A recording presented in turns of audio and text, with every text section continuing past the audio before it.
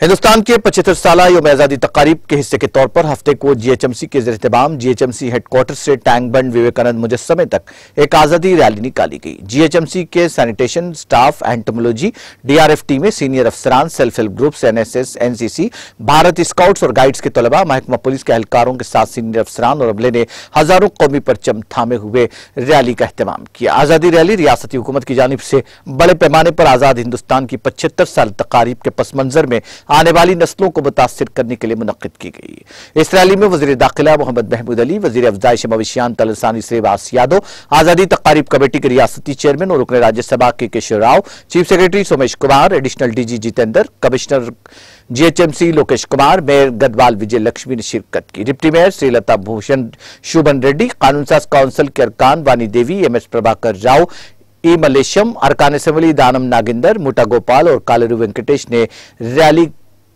में हिस्सा लिया। बाद अज़ां शुरू से इख्तिताम तक पैदल चलकर इन कायदीन ने रैली में शिरकत की। आज़ादी रैली के दौरान महात्मा गांधी की तस्वीर पर गुलाए क़ीदत पेश किए गए। इसके बाद तिरंगा गुब्बारे लहराए गए और कौमी तराना भी गाया गया।